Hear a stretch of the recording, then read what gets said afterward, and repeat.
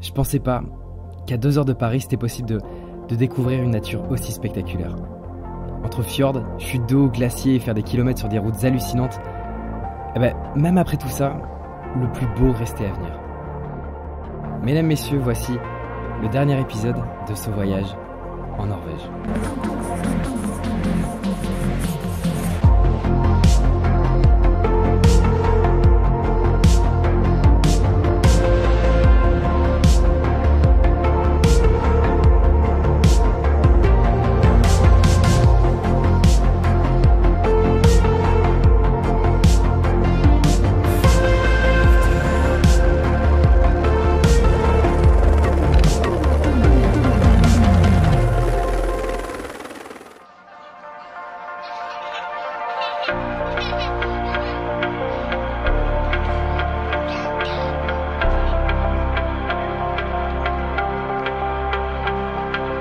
Bon, cette dernière partie du voyage, elle n'a pas commencé pour le mieux.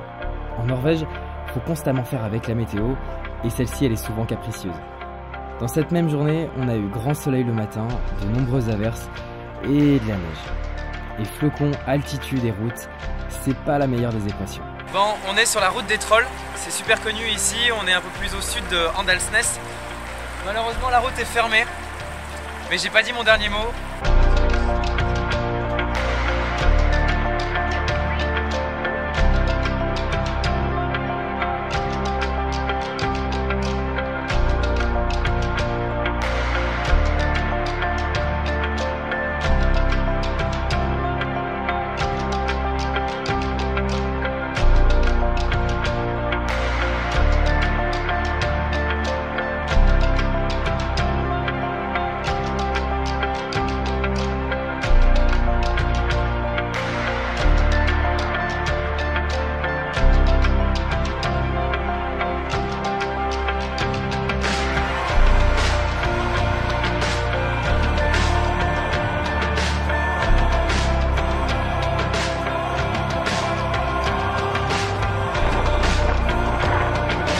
Ce qu'il essaie de t'expliquer avec ce vent à décorner des bœufs et une sortie de son défectueuse, c'est que cette partie de la Norvège, elle n'a rien à voir avec le reste du pays.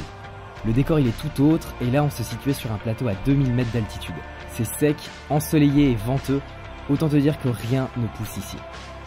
On est parti pour aller voir un truc de malade, repéré quelques jours plus tôt sur Instagram. Mais une fois ici, j'ai compris que c'était pas qu'un simple spot. Bon voilà, j'y suis. Putain, j'ai tracé pour avoir encore une belle lumière. Encore peut-être 1 heure d'avance pour prendre des belles photos. Je suis gelé. Je vais essayer de faire de beau. Mais c'est magnifique. Putain, je suis sûr.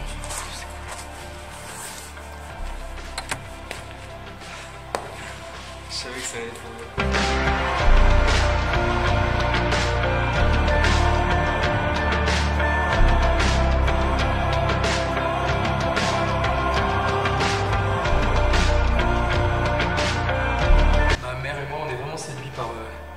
par le concept.